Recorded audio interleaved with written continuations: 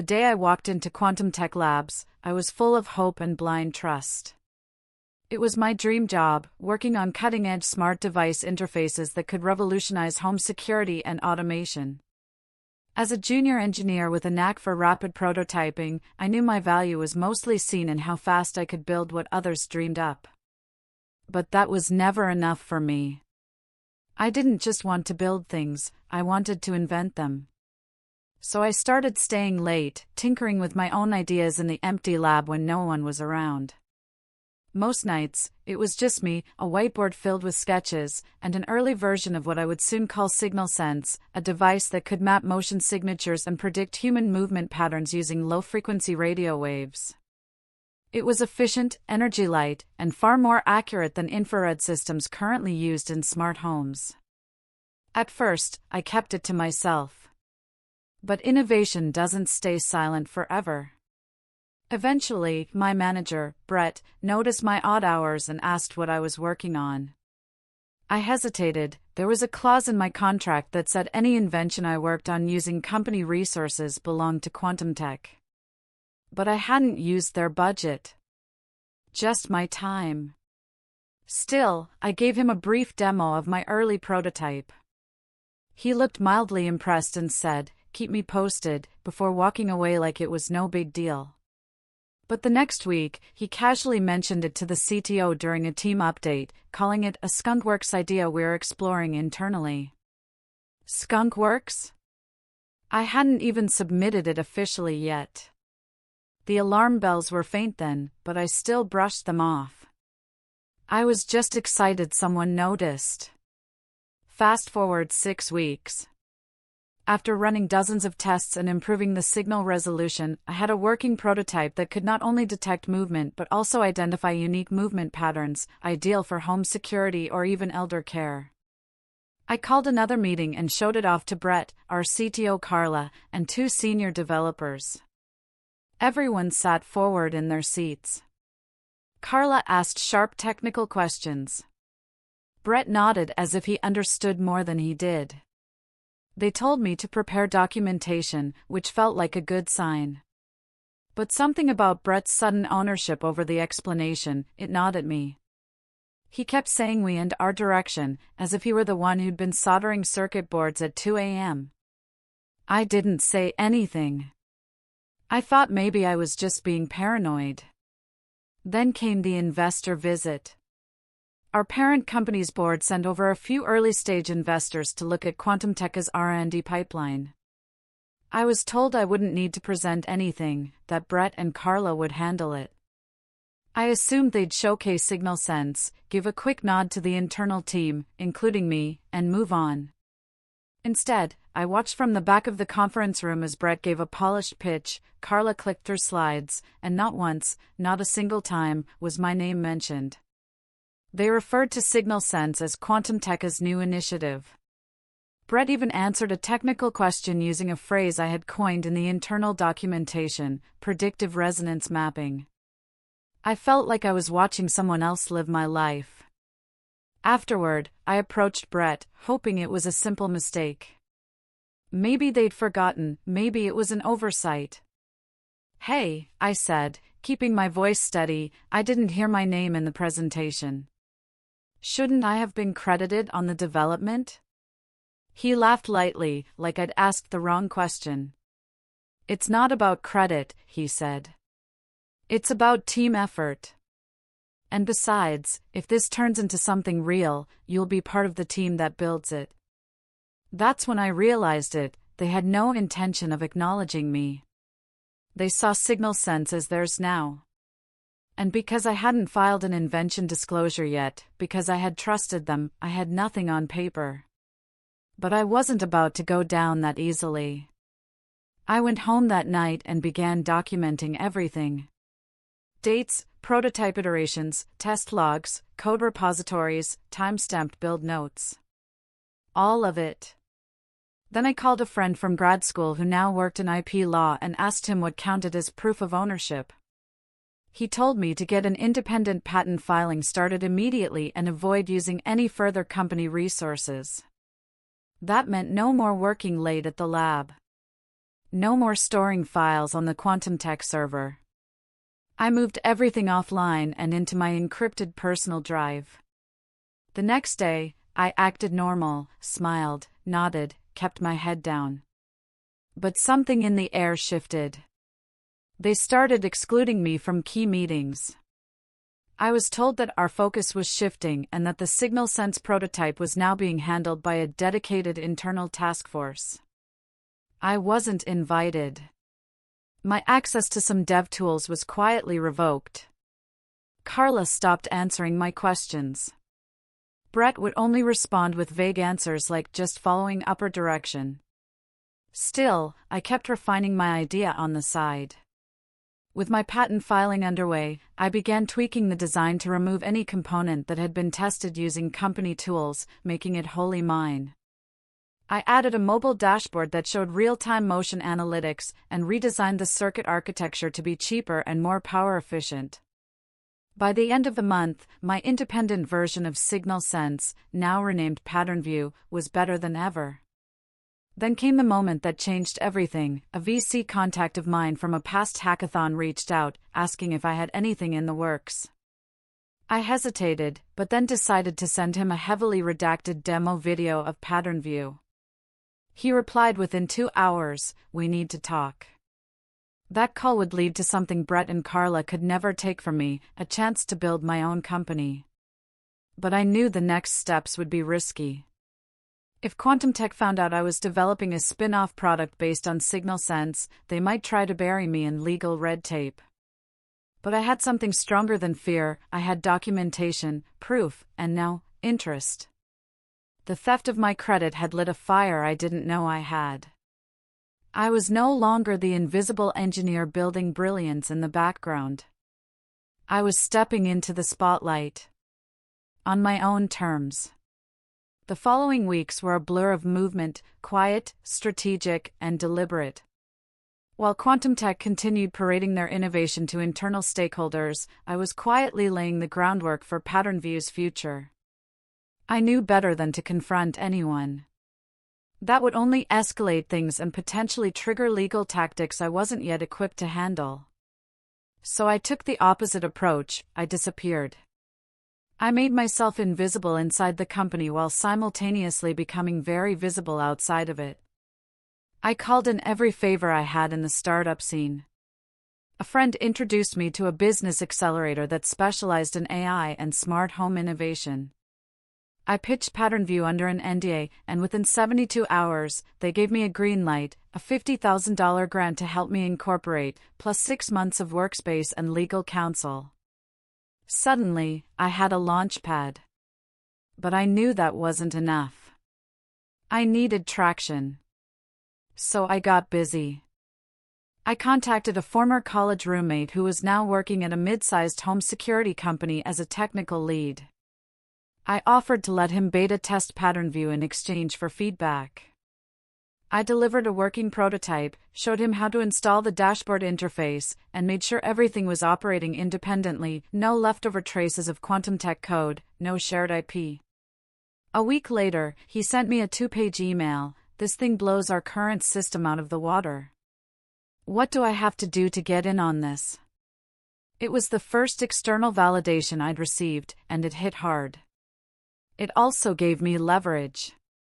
Within another month, I had 4 more beta users, 2 small smart home startups, 1 elderly care provider, and a university research group studying movement tracking for fall detection in seniors. Everyone had glowing feedback. They didn't just like the system, they needed it. The reports were strong enough for me to approach a few early-stage angel investors with confidence. With the help of the accelerator's lawyers, I structured a safe, airtight pitch deck. It featured a streamlined version of Pattern View, a demo video, preliminary user feedback, and, most importantly, a full legal declaration of patent pending status. The technology was officially mine. Meanwhile, back at Quantum Tech, Brett and Carla were still acting like nothing had changed. I kept hearing chatter about new product roadmaps and a possible acquisition if Signal Sense gained traction. They were planning big things, but they still didn't know that the real gold had slipped through their fingers. And then, in early March, Brett made a mistake that exposed everything. During a company-wide town hall, he gave an update on the R&D roadmap and casually referenced our proprietary motion tracking product, SignalSense, currently in internal testing. But he went further than usual. He flashed a slide with my original interface design.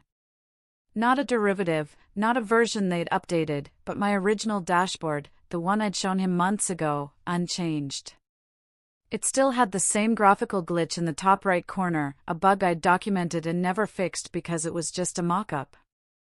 He had no right to use that. Not just morally, but legally. I took a screenshot and immediately sent it to my legal team.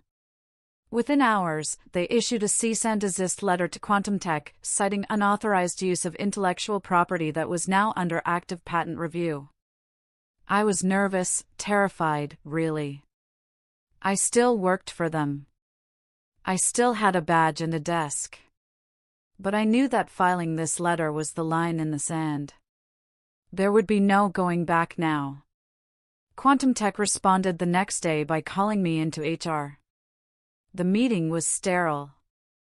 A long, glass-walled room. Carla sat stiffly in a corner, arms crossed. Brett didn't show.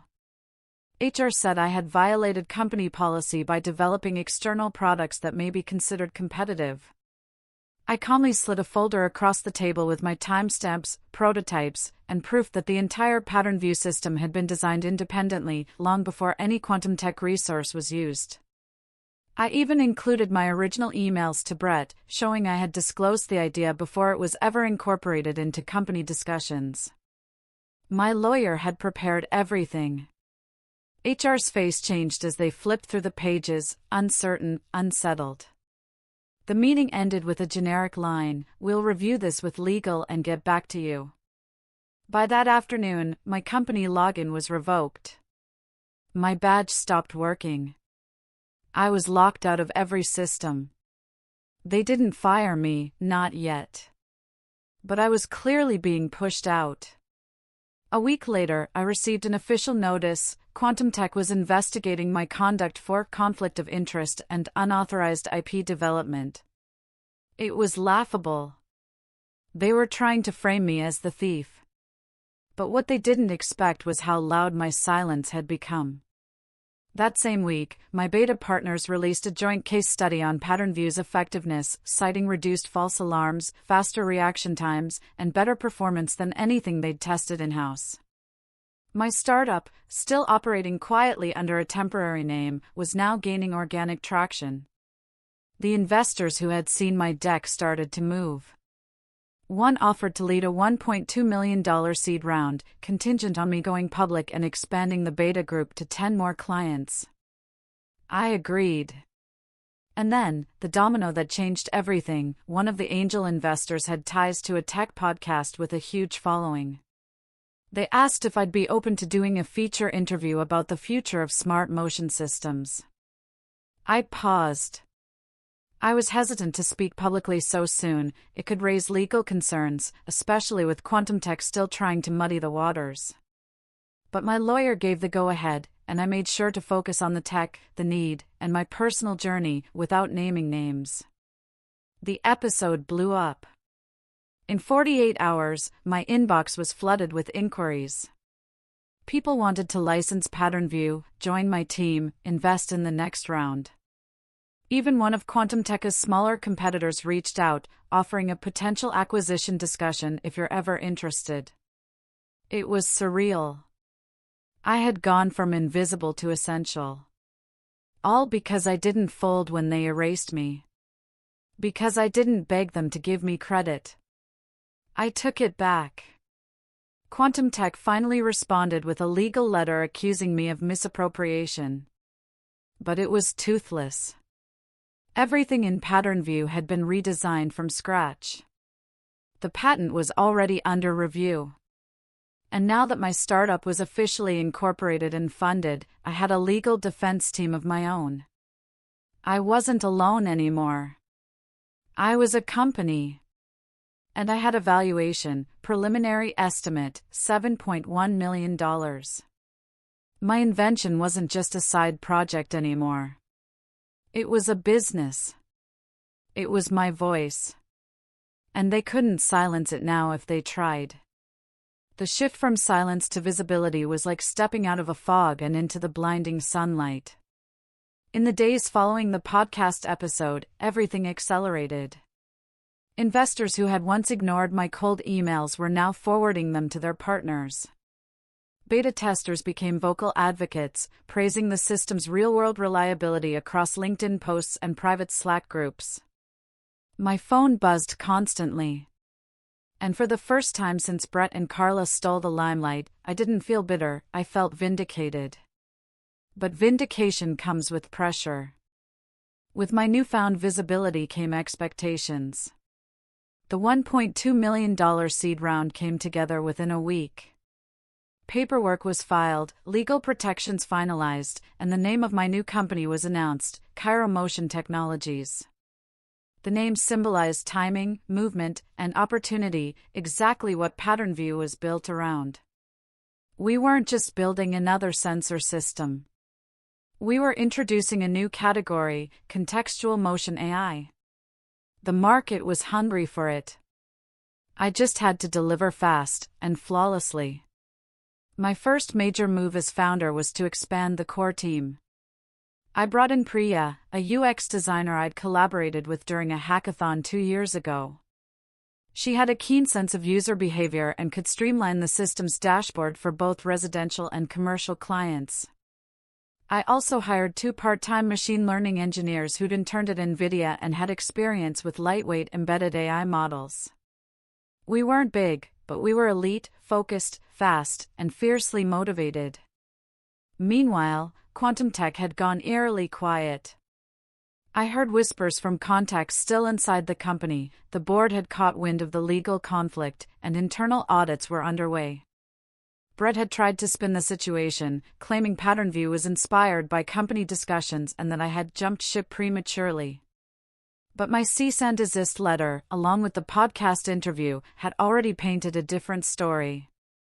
More importantly, the outside world was believing it. I was no longer just the underdog, I was being seen as the rightful innovator who'd escaped a corporate trap. But the real turning point came when Smart Edge Ventures, a mid-sized home automation firm, reached out for a partnership meeting. They wanted to integrate PatternView into their ecosystem of smart locks, lights, and security cams. If successful, it would expose my system to over 150,000 users within the first year alone. I spent days preparing the integration mockups, UI overlays, latency benchmarks, and all the predictive analytics data our beta tests had yielded. I walked into the meeting calm, but inside, I was burning with anticipation. The pitch took 90 minutes. They asked smart questions about scalability, edge device compatibility, bandwidth optimization, privacy policies. But I had answers. And I had experience. I wasn't some theoretical founder, I'd built PatternView in the trenches, tested it under real-world constraints, and optimized it after countless late nights. When I finished, the Smart Edge COO looked at me across the conference table and said, "Why didn't Quantum Tech build this themselves?" I didn't answer. I didn't need to. 2 weeks later, we signed a non-exclusive licensing deal valued at $1.1 million over 18 months, with milestone bonuses based on user retention. Motion Technologies officially had revenue. We weren't just a startup, we were profitable. But that deal made Quantum Tech panic. One evening, I received a notice of arbitration. They were officially accusing me of breaching my original employment contract's non-compete clause. They argued that since I developed PatternView while still technically employed, they had rights to some or all of the IP. It was absurd. Their legal team had ignored every document showing the invention's origin, my patent timestamps, and the multiple HR disclosures I'd submitted months before even prototyping inside Quantum Tech. Still, they had money and lawyers, and they were hoping to bury me in paperwork. What they didn't know was that one of my early angel investors was also a former tech litigator. He reviewed their arbitration filing and burst out laughing on our call. This is a scare tactic. They have nothing. And if they push forward, they're going to expose themselves in discovery. He was right. If the case advanced, we could subpoena internal documents, meeting notes, and email threads, many of which I suspected would show how Brett and Carla discussed my system before their so-called signal sends even existed. My team filed a countersuit, and our lawyers demanded a deposition. That's when things broke open. Carla, under oath, was forced to acknowledge that she had never worked on the prototype, despite being listed as a co-developer in internal memos. When asked why, she claimed she'd overseen strategy, not code, a clear separation from the technical foundation of the invention. Brett, during his own deposition, fumbled worse. When shown the interface screenshot he presented during the town hall, he admitted it had been built by me, but insisted it was just illustrative. Our lawyer pulled out a timestamped version of the same image from my personal GitHub repo, dated 3 weeks before the company even discussed motion tracking. Brett went pale. Their narrative collapsed in real time. The moment made headlines in small startup media circles. Ex-employees' Invention sparks legal showdown. It wasn't major news, but it caught the attention of the right people. An executive from Veritech Ventures, a major venture capital firm, reached out for a chat. "We've been watching you," he said. "If you're looking to scale aggressively, we'd be interested in leading your Series A." It was surreal. A few months earlier, I was silently coding in a windowless office while my managers built empires off my ideas. Now, I had a legal victory in progress, an active revenue stream, and a Series A opportunity on the horizon. But there was still one final reckoning that sealed everything. The TechFront conference was one of the most respected gatherings of AI innovators and smart home industry leaders. I submitted an application to speak about Pattern View's AI motion modeling techniques, expecting to be rejected. But they invited me. Better yet, they placed my talk directly before a panel moderated by Brett himself. When I walked onto that stage, the energy in the room shifted. People recognized me. Screens behind me showed live stats, uptime efficiency, real-world motion response accuracy, partner testimonials. I ended the talk with one line: "It's not just about who builds the idea, it's about who has the courage to protect it when no one's watching." The applause was loud. Louder than I'd ever imagined. As I stepped off stage, Brett walked past me toward the mic. He didn't make eye contact. He didn't need to. Everyone in the room already knew who the real inventor was. The morning after the TechFront conference, my inbox overflowed. Journalists, investors, tech founders, even former colleagues, it felt like everyone wanted a piece of the story. A clip of my closing statement had gone semi-viral on LinkedIn, racking up over 100,000 views within 24 hours. People weren't just clapping for the technology, they were applauding the fact that I stood my ground in an industry where founders often get trampled by corporate machines. The story resonated because too many people had been in my shoes, undervalued, silenced, and overshadowed. Now I wasn't just another smart developer. I had become a symbol of something bigger, quiet innovation finally being heard. But even with the legal wins and public attention, I knew I wasn't safe yet. Quantum Tech hadn't dropped the arbitration suit, and while our countersuit had them cornered, corporate sharks rarely admit defeat publicly.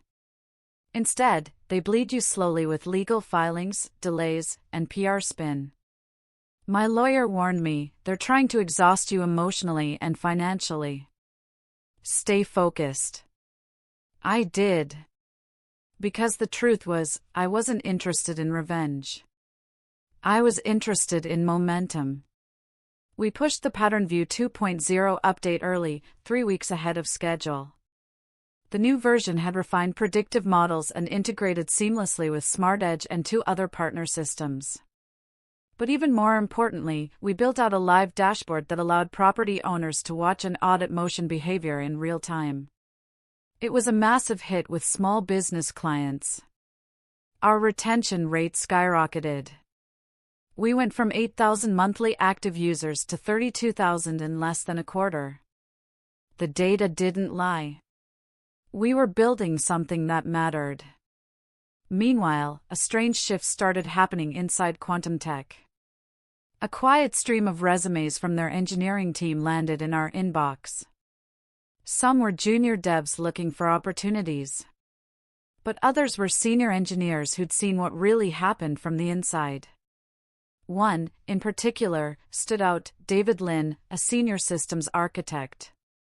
In his cover letter, he wrote, "I watched what they did to your work, and I regret not speaking up sooner. I'd like a chance to work somewhere that respects the builder." I hired him after a single interview. And within 2 weeks, he gave us something priceless: internal documents that proved Brett and Carla had knowingly presented my code and models without legal clearance. Emails, version histories, notes from private meetings. It was the smoking gun. We handed it over to our legal team. Within days, Quantum Tech requested mediation. Their tone changed instantly. The board didn't want a public trial, and Brett's position as CTO was now being quietly reconsidered. They offered a settlement. My lawyer read it aloud during our call: $850,000 cash settlement, full acknowledgement of your sole inventorship, and a signed non-disparagement clause. I stared at the phone for a second before shaking my head. Tell them no. There was silence on the line. My lawyer asked, "You sure?" "That's a solid deal." I was. Because money wasn't the win I wanted. I didn't want hush money or private apologies. I wanted it public. I wanted people to know who built the system, and that it couldn't be buried, bought off, or rewritten by a couple of titles on a corporate ladder. So we rejected the offer, and instead countered with our own, full legal transfer of all marketing and development credits related to PatternView, an official press release signed by Quantum Tech acknowledging my role, and $1.5 million in damages. They delayed. They argued. They pushed back. But in the end, they caved. 2 weeks later, the press release went live. Quantum Tech acknowledges former employee Elias Ramirez as the original creator and developer of the PatternView system. We regret the oversight and miscommunication during the technology's initial launch. It wasn't emotional. It wasn't heartfelt. But it was public. And that made it real. The same day the release dropped, I received a call from a woman named Laura Chin. She was a senior partner at Harrison Field, a venture firm I had once desperately pitched to and been ghosted by. Now she wanted to talk about leading my series around. "Your story shows you can execute under pressure, and your product is already in the market and growing." "That's rare," she said. We scheduled the pitch for Friday. I prepared obsessively. Slides, metrics, customer testimonials, case studies, even a live demo on a test environment. I wanted no holes, no fluff, no filler. When the day arrived, I walked into that meeting room not as a hopeful founder, but as someone who had built and fought for every inch of progress we had made. I began the presentation by simply saying, "This isn't an idea, it's a proven system. Here's what we've done so far." And then I laid it out. The meeting ran an hour longer than planned. When I walked out, I had a signed term sheet for $5 million with a $7 million pre-money valuation. It was official: my company, my product, and my name were no longer in anyone's shadow. I had gone from the developer no one wanted to credit, to the CEO they couldn't ignore. That night, I sat alone on my apartment balcony, watching the city lights flicker like neurons.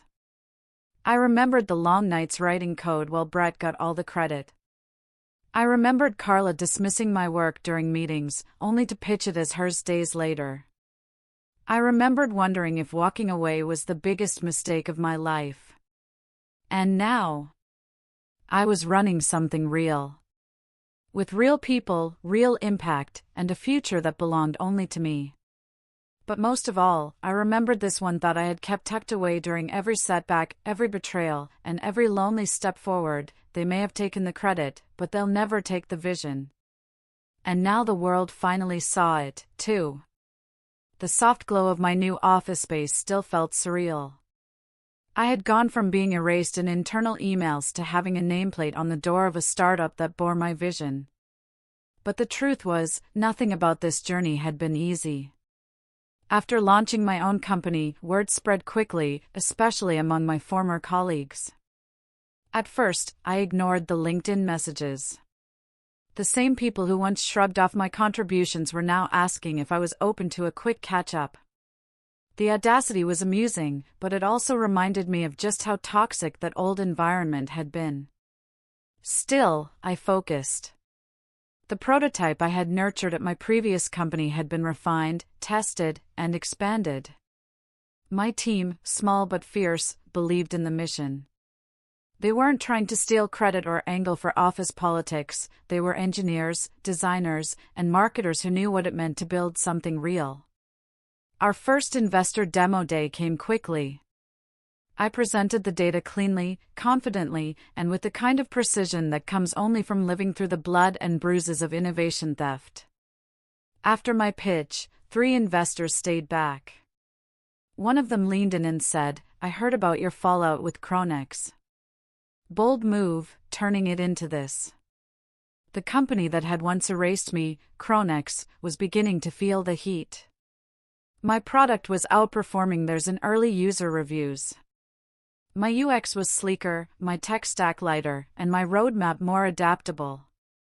They had the brand, sure, but they didn't have the soul of the invention. I did. As word of our $7 million valuation began to spread in investor circles, my former boss, Jared, broke his silence. An email popped into my inbox one Monday morning with a subject line that read, "Coffee? No greeting. No apologies. Just a calendar link and a time." I didn't reply. Not because I was bitter, but because I was finally free of the need for their approval. But fate has a funny way of circling back. 2 weeks later, at a tech panel where I was speaking about startup agility, I saw him in the crowd. Jared. Sitting in the back, nodding like he had a stake in my story. After the panel, he approached me with that familiar smirk, but this time, it didn't land. "Impressive work," he said, glancing around the room like he needed witnesses. "I always knew you had it in you." I smiled. "That's funny, because you told me to stay in my lane." He laughed nervously, then pivoted. "Look, I was thinking, maybe there's a way we could collaborate? Kronex has some distribution capabilities, and with your tech," I cut him off politely but firmly. "We're good." Really? That moment could have been satisfying enough, but what followed made it unforgettable. One of the panel attendees, a VC I hadn't met before, stepped in. "Wait, are you the Kronex guy who got rid of her?" Damn. That aged badly. Jared's face dropped. I shook the VC's hand, thanked him, and walked away, feeling 10 feet tall. Back at the office, I shared the moment with my team. We laughed about it for hours. But more than that, we felt the shift. We weren't underdogs anymore. We were contenders. We had major retail partners asking for demos. A health tech company floated a partnership proposal. The real-world applications of our system were suddenly in demand. What started as a stolen invention was now becoming a category-defining product. And yet, I knew the game wasn't over. Kronex began releasing press statements subtly referencing our technology. Their legal team sent a vague cease and desist, claiming we had used proprietary algorithms. But I had documented everything. Every piece of code, every version history, every Slack message from the early days. My legal team responded with a 43-page rebuttal and attached screenshots of my original designs, time-stamped and secured. The next day, Chronex's legal email was retracted with a brief follow-up: "We consider the matter closed." But it wasn't just legal games anymore. Chronex launched a rushed update of their platform that mimicked ours, but it was clunky, riddled with bugs, and clearly a copycat attempt. Reviewers noticed. Industry blogs tore it apart, using words like uninspired, desperate, and clearly chasing someone else's vision. We, on the other hand, were making headlines of a different kind. One read, "Startup founder outshines former employer with $7 million product built on stolen dreams." Another simply said, "From cast aside to CEO." It was poetic. Then came the board summit, an event where top tech execs and startup leaders were invited to speak about innovation. I was asked to share my journey. I spoke candidly. About the betrayal. About the stolen credit. About the quiet nights where I almost gave up. And then about the morning I chose to start again. The crowd was silent. After the session, a woman came up to me and said, "I'm leaving my job tonight. Your story gave me the push." It was in that moment I realized this wasn't just about revenge. This was about reclaiming purpose. I hadn't just built a company. I'd built a path for others who'd been erased, dismissed, or overlooked. My story wasn't rare. But my ending, my victory, was something I could give to others. The growth didn't slow, it exploded. After the summit, our inbox was flooded with partnership requests, speaking engagements, and angel investors hoping to get in before our next valuation round. I sat at my desk one night, looking at the stack of NDAs we'd been asked to sign. My CTO, Alex, leaned over and joked, "From ghosted emails to investor spam. You really messed up the industry's favorite story arc." We laughed, but there was truth behind his words. What began as a survival mission had become a movement. My invention was no longer the thing they buried, it was the thing everyone now wanted to be a part of. But that success came with pressure too. We were now operating under a microscope. Every feature we released was scrutinized. Every UI change triggered tweets, think pieces, and unsolicited opinions. I hired a full-time PR lead, someone who'd previously worked for a major tech giant. She sat me down during her first week and said, "We need to own the narrative. You've gone from victim to founder, now you have to shape the legacy." It made sense. People didn't just want to use the product. They wanted to believe in the story. They wanted to be part of a redemption arc that felt earned, not scripted. We launched a rebranding campaign that focused not just on the product but on the philosophy behind it. Innovation should be credited, not stolen. Our slogan became, "Create, Own, Led." And that struck a chord with a lot of independent developers, especially women and minorities who had been sidelined or silenced in tech spaces. Messages began to pour in from places I never expected: South America, Southeast Asia, Eastern Europe. Engineers who had followed our story and said, "Because of you, I filed my first patent," or "Because of you, I finally said no to credit theft." Internally, we were scaling fast. We moved to a larger office space, tripled our headcount, and expanded into adjacent tech verticals. But one of my proudest moments came quietly, during a hiring round. I interviewed a young developer who hesitated to talk about their side projects. When I asked why, they looked down and said, "At my last company, someone took credit for my back-end solution. My manager said I should be flattered." I leaned forward and told them the truth. "That used to happen to me too. But not here. Here, we named the builders." They joined the next week. Meanwhile, Chronex was unraveling. Their CEO stepped down to pursue personal endeavors. The board brought in a consulting firm to analyze the product roadmap, and what surfaced was a scathing internal audit. The report leaked, and it showed that several of their strategic decisions, particularly the ones that tried to copy us, were deemed reactionary and unsustainable.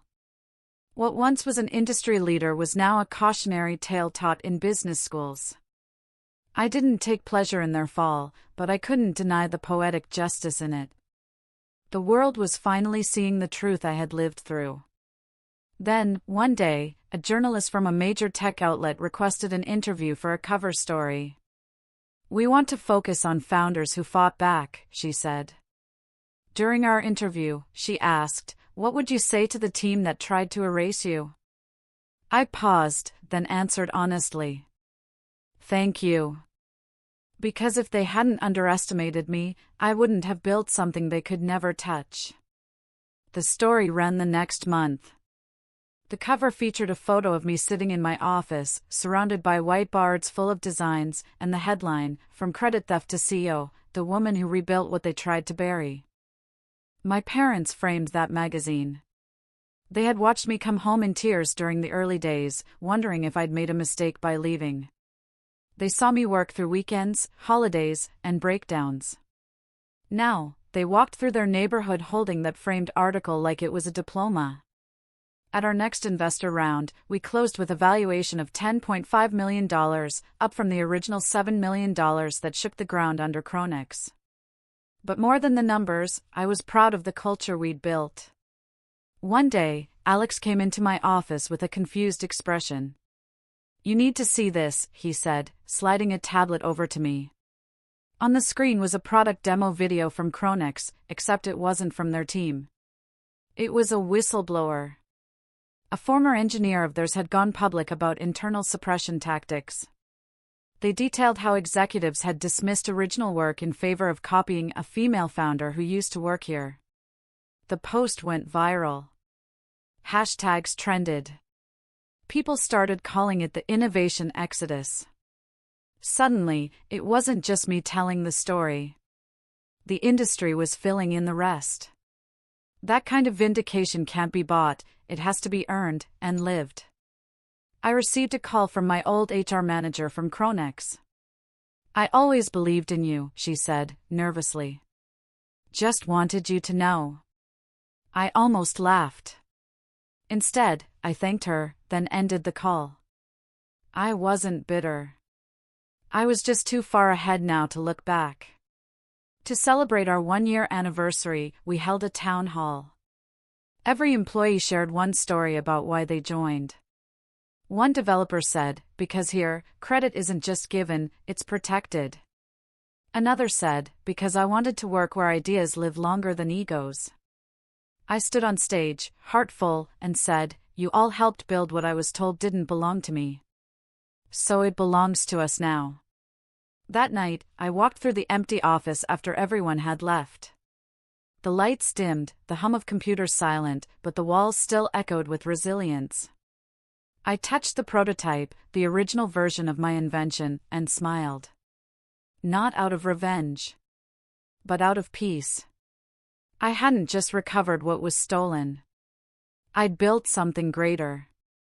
The journey from being erased to becoming the architect of my own success was far more than a business pivot, it was a personal revolution. I had once believed that talent and hard work would speak for themselves. But the reality was harsher. In the wrong hands, credit is currency, and theft is disguised as teamwork. What they took from me wasn't just recognition, it was identity, agency, and voice. But what they didn't realize was that in pushing me out, they gave me the freedom to build something far more powerful on my own terms. Launching my own company wasn't just about proving a point.